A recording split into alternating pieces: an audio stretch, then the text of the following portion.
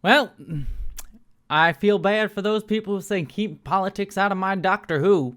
Not that Doctor Who never had politics in it to begin with, but you know what I'm saying. This one's definitely going to be bopping them on the nose. Hello interwebs, I hope you are all doing well, and it is your lucky day because I am here to review the latest episode of Doctor Who titled Lucky Day, and I should say it's the 4th episode of Series 2 by whatever metric you wish to count it on, but let us get into talking about it. This one's going to be a little bit harder to stay spoiler-free on, mainly because a lot of what I'm going to be discussing is going to hinge upon a big thing that happens within the episode is a reveal. It's kind of similar to last week where there's like a big thing that happens in the middle of this that kind of recontextualizes a lot of what happens and sort of contextualizes a lot of my thoughts on this one. So just be aware that we're going to get into spoilers fairly quickly here.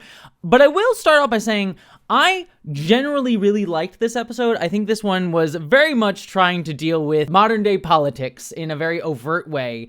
Kind of similar to something like Dot and Bubble last year, which was very much talking about racial issues and things like that. But this one even being more overtly topical with its main character of Conrad, who I'll get to in just a minute. And overall, what I'll just say, sort of staying vague for the moment, is I think it's good, and I think it has some really interesting things to say, and I especially like the note that this episode ends on, but I do think it ends up being a little bit too broad and specific at the same time, and I'll kind of get to what I mean by that, in a way that I think dilutes what this is ultimately going for. And I ultimately think that Russell T Davies is clearly smart enough to understand all the dynamics that are at play here, but I think because he understands too many of the dynamics, it doesn't allow this episode to really land on a specific analogy that it's going for, and as a result, it kind of muddies the water a little bit, especially because it is trying to be so overt with what it's trying to do, and I think a little bit of more specificity would have helped this, but I still overall really liked it, and I really like where it ends, and especially relate to it really hard at the end, as I suspect Russell T Davies is sort of talking from his own heart at the end there as well.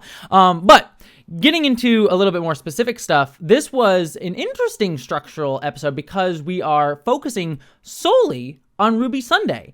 And I think it is fascinating to me because this is not the first time we've gotten a previous companion from Doctor Who gets the sort of center focus, especially for the start of an episode. This is Ruby Sunday's episode basically all the way through, similar to 73 Yards last year.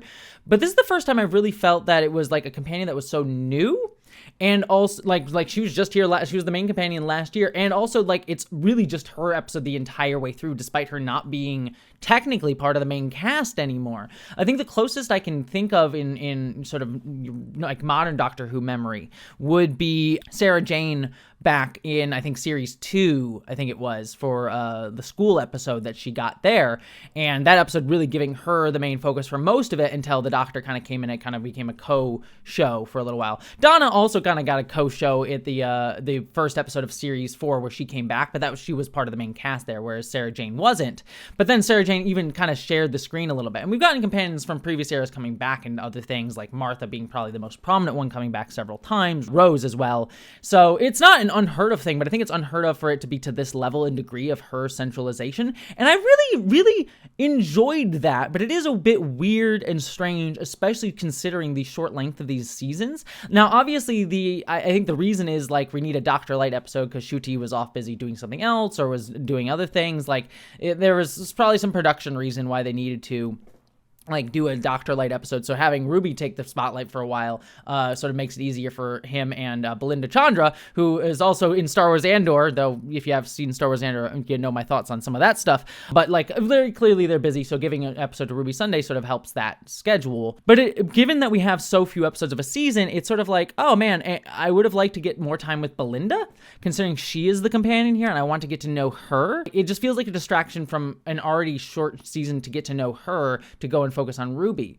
But it is also interesting because I like Ruby as well, and Ruby didn't get a lot of time as well in season 1 of our series 1, and so it's like, okay, I'm glad we're getting more time with Ruby, and I also like seeing something happening after a companion leaves the TARDIS in a kind of fun way that is more about, like, her letting go of her time in the TARDIS, as opposed to something like Sarah Jane, who sort of, like, gets back into the thick of things right after her episode with the Doctor and even got her own spin-off show. I think that's and it's an interesting interesting negotiation with all of the like production needs, the time with the companions. So it's an interesting choice for me, one that I ultimately like on its own terms. It sort of just has me more having complex feelings about its place within the larger, broader context of where Doctor Who is in terms of length of episodes and series and stuff like that, and what we're doing with the other characters. But on its face, I really, really like this choice. I also really like some of the callbacks that we get here in terms of just structural stuff to some Russell T Daisy stuff. Like we get a podcaster who's hyper focused on the Doctor, kind of like in the very first episode of Russell T Davies' era, Rose, but also I think Love and Monsters, the much maligned episode. We get the Conrad at the beginning of the episode when he sees the Doctor the second time, runs into a warehouse and we see a bunch of the mannequins, which are also recalling back to Rose. And I like that as an interesting concept because the storyline that we get here with Conrad, you know, he sees the Doctor when he's a young kid, runs into him with Belinda, then sees him again with Rose and gets caught up in adventure. You think he's being set up to be that prototypical companion, like right down to, again, the mannequins, which are alluding to Rose and how Rose eventually joined the TARDIS. And we even get a little bit of Amy Pond to a degree in the sense that like he's meeting the Doctor, you know, out of time with his life. And so there's a sort of sense of like, oh, he's that good guy, which I think makes the ultimate twist with his character later on really very interesting. And I like him sort of seeming to be this nice guy on his face. And this is where I'm going to start leaning towards talking about some spoilers. So just be aware of that. I'm probably going to end up tipping into it in just a moment here. But like this nice guy who, you know, seems like he could be just like the perfect person for Rose. I'm getting Ruby and Rose mixed up. For Ruby, because she wants someone who understands and like gets the Doctor a little bit, and would believe her and affirm her and like understand the danger. And you see how she gets sucked into that.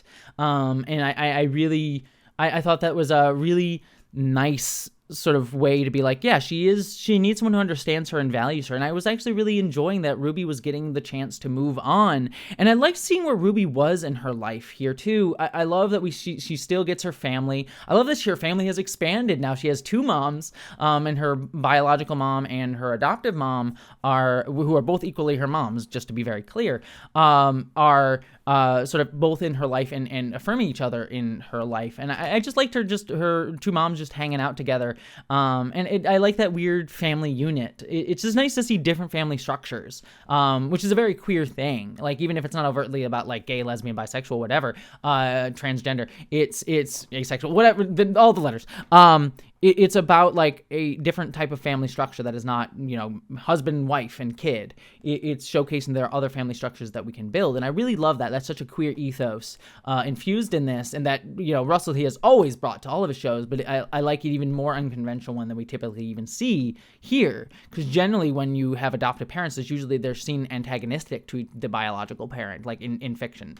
But in real life, it's much more complicated than that and can be much more joyous and affirming than that. And I like seeing that depiction. It's something I've never really seen in a show like this. Usually you just have adoptive and biological parents sort of seemingly placed at odds with each other in some way, like for the kid's affection.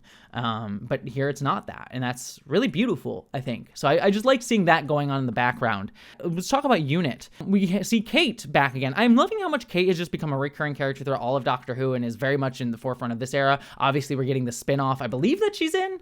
I'm actually unclear. I forget the cast of that show, but I think she's getting the spin-off, the Between the Land and the Sea show. I think she's main character in that. Correct me if I'm wrong.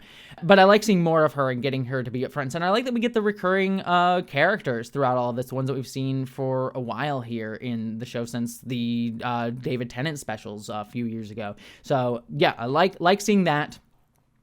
Just recurring cast. The one thing I will note that I don't love in particular is Kate's relationship with the soldier guy. I forget his name, that we saw hinted at at the end of series 1. I don't love it because, like, I want Kate to have a relationship. I'm fine with that.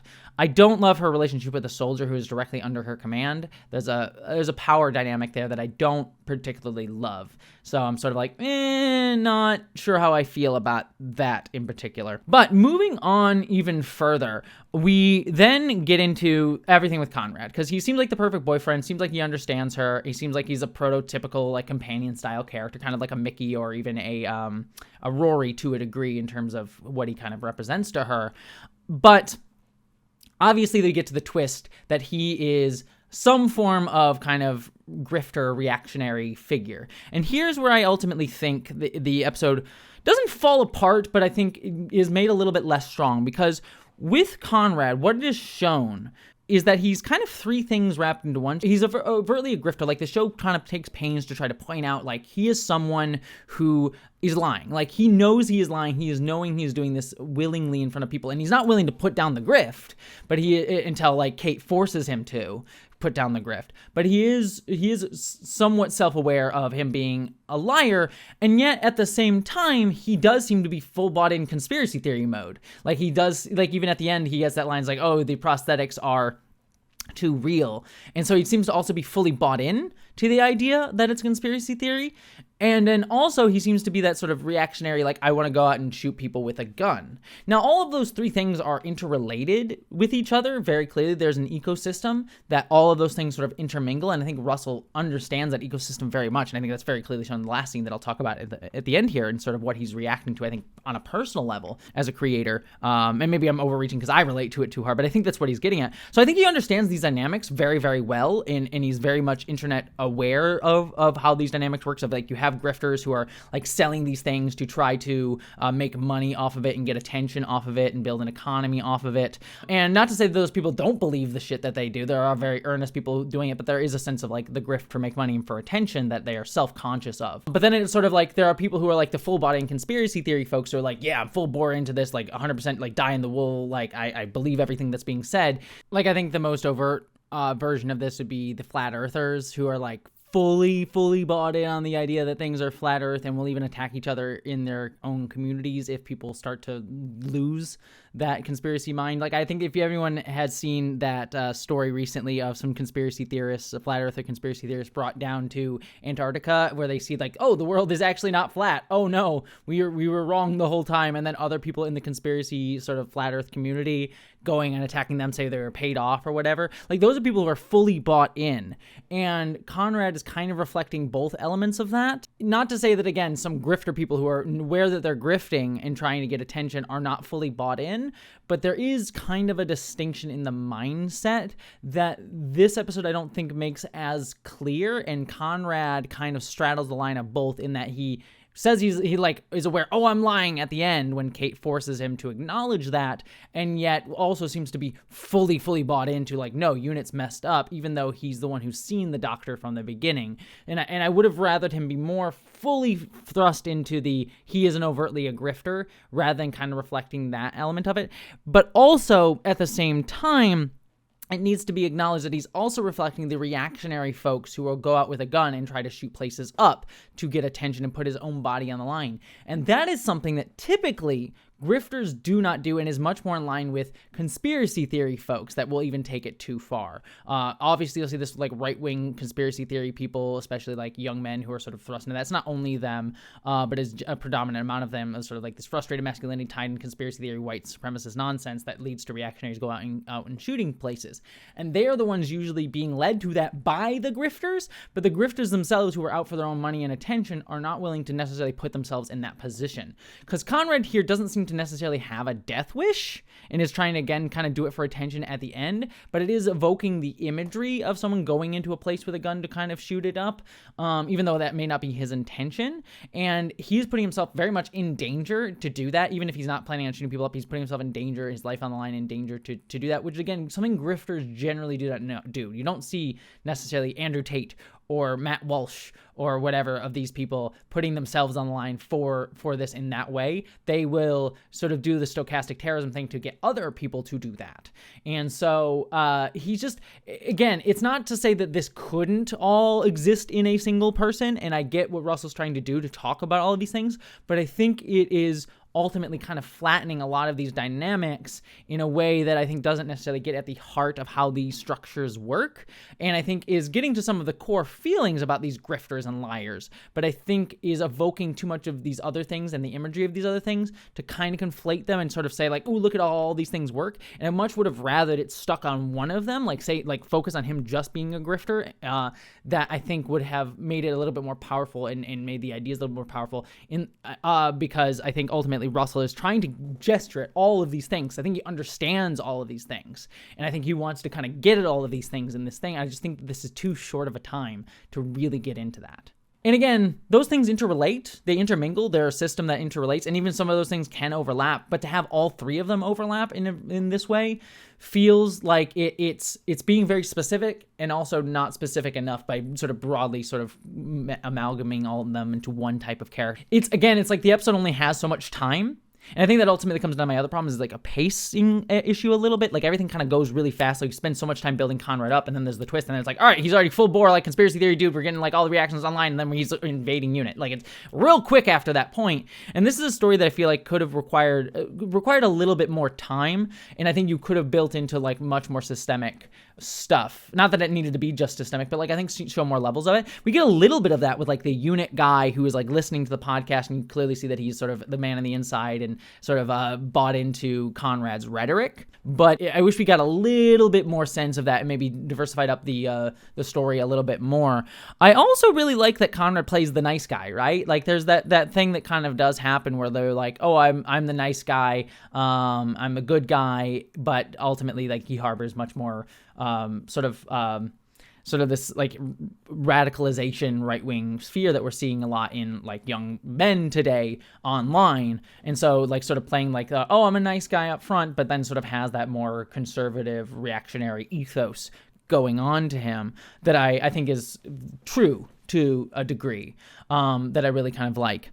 The other element of this that I'm interested in, and I was a little bit uncomfortable at first, but I like where it goes with it in terms of Kate, is I was a bit uncomfortable with this thing of like, oh, the show is going to defend Unit.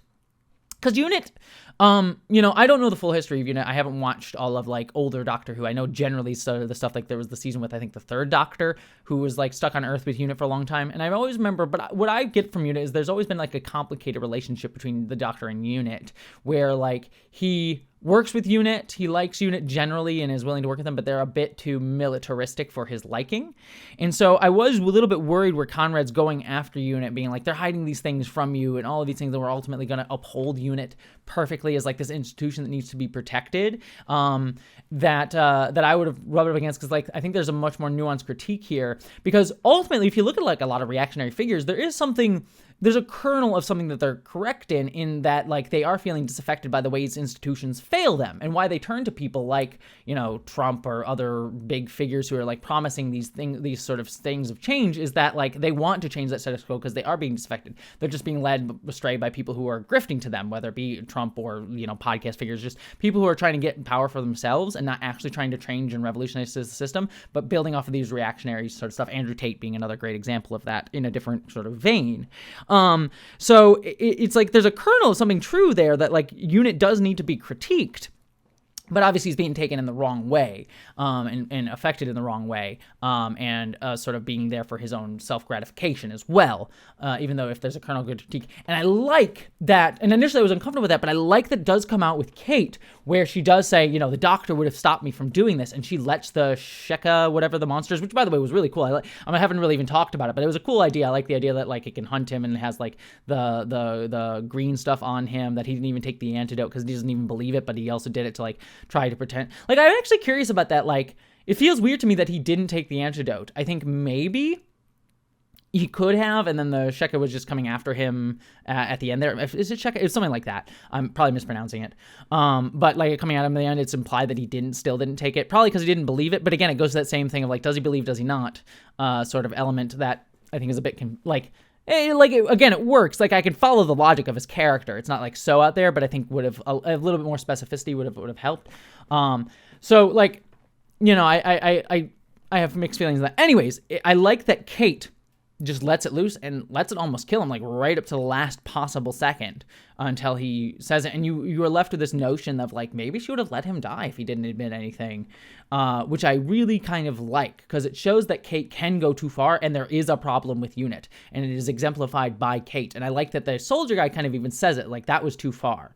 I hope that this comes back up, because if this is just a thing of like, oh yeah, she went too far, but it's like, oh, it's okay, I will be bothered by it. But it does seem like the show is setting this up as a problem with Kate. So whether it comes back up either in this show, like later on in the season or future seasons, or it comes back up in that spin-off show that she's possibly a part of, I either way, I would be happy with that. And I think this is set up for that.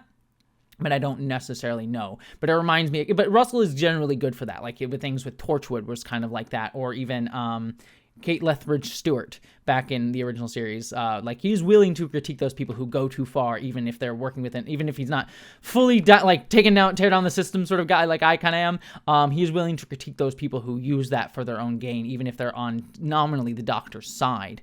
So I think that's interesting, as like Kate sort of skirting that line real close to it in an interesting way. So loved that.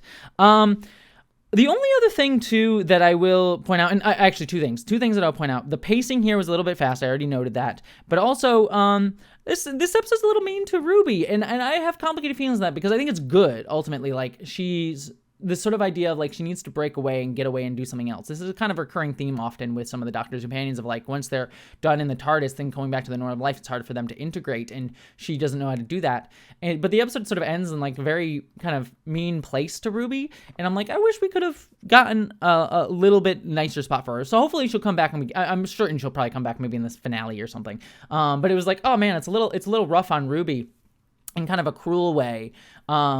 That I think will be fixed as long as there's a longer arc here. This leads me, though, to the ending of the episode where the Doctor confronts Conrad and literally calls him out to his face, like, you waste our time, you have nothing to say, like, you, I forget exactly his whole speech, but, like, you waste our patience, you waste our time, like, you're special, but in a bad way. And him just being, like, calling the Doctor out, again, having rightful critiques of him, but using it in a bad way. And again, I feel Russell T Davies very clearly speaking through the Doctor here, because this is something that, and this is maybe I'm projecting my own self into him, but this is something that I've heard even from people that I know in the Hollywood industry. I don't know Russell T Davies, and I won't say people, but I know people who work in Hollywood, who are writers and creators who work on big franchises and stuff, and they've even told me, like, sometimes they feel like they make stuff and they don't. They just get attacked for it and hated on it for it. You can see this very clearly with a lot of minority folks, like people, like look at any black woman or black person that appears in Star Wars, or a woman who appears in anything in Star Wars, for like a very obvious example, but like other people too. And it's just constant attacking and constant erosion of just people's energy and strength. And I'll be frank, it's something I'm feeling very much, I felt very much for years, but has been very much coming to a head where I myself have burnt out and feeling very much at this point, especially online, being like,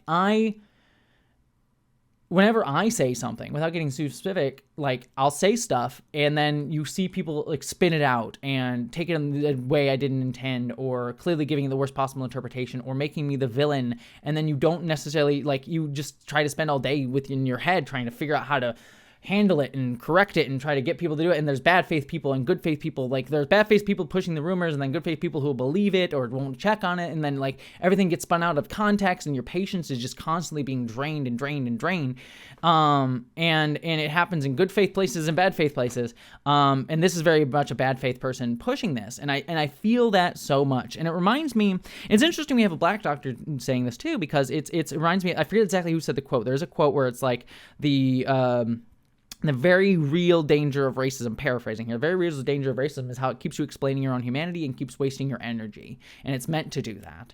And while that is applying to racism, and I think it very much crucially applies to racism, it happens in, like, to queerness, to transness, it happens to any sort of, like, now even creatives. It's just, there's a constant attack on people revealing their heart and being vulnerable. And certainly we need to be held to account and be discussed and critiqued, but there are bad faith people who are just trying to attack and not allowing these conversations to happen, and not allowing art to happen and creativity to happen and adventure to happen, like people like the Doctor. And so I think it's just, you can feel Russell T Davies kind of expressing that anger and frustration there. And I feel it. I'm curious to see how much that's going to land with others, because I feel like that is very much a perspective that, like, I feel and the Doctor feels, and I think it's not a overly unique perspective for, like, people working in creative fields. I feel like a lot of people are feeling that in so many different ways, whether you're political organizing, whether you're doing whatever, like, it's a thing that's across the board. But I'm curious to see how much is going to land just generally to a wider audience. Just curious to see how the fandom's going to take that. So, but I felt it, and it worked really well. Like, I loved that last scene quite a lot. So it worked for me. The only other thing to note, too, is we get Mrs. Flood coming and letting Conrad out. And to my awareness, maybe I'm wrong, I mean, she has some sort of villainy lines in the finale of last season when she's sort of like I forget her exact lines, but like when the clouds are coming over and Sutek's doing evil stuff.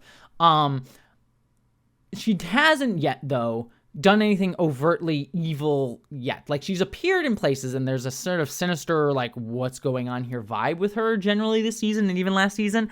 But there's never been an overt sense of, like, oh, she's doing something overtly evil. Like, there's enough nebulousness to her character that you can sort of be like, maybe she's not a whole out-and-out villain. Maybe she's got something else going on. This is the first time that she has taken an action that seems, at least on its face, to be overtly villainous, to let Conrad out, and even deny the future that the doctor quite literally said was in store for him, of him dying alone and unremembered in prison. She's overtly denying that right away. So this is the first time we're getting some sense that, like, there maybe, like, you can still, like, we don't know enough of her intentions that maybe she's playing a longer arc here and she is doing something good. But this is the first time it's a sense like, oh, she's more sinister. And so that's interesting to me. At least that's a new note for her, because there's been a little bit of a repeated beat with her the past few times. Like, oh, she's there and she's aware of the doctor and she's, like, somehow breaking the fourth wall and aware of the doctor's journey and can be across time. Like, it's a reiterated beat. This is something a little bit new, which I like. I like that we're getting at least new information. We'll see ultimately where it goes. I still don't have enough to really guess on anything, but at least it's a new information, a new piece of her puzzle that I am fascinated by. All right, that is my thoughts on this episode, Lucky Day of Doctor Who. What did you think? I'd love to hear all of your thoughts below. But beyond all of that, my friends, I hope you live long and prosper.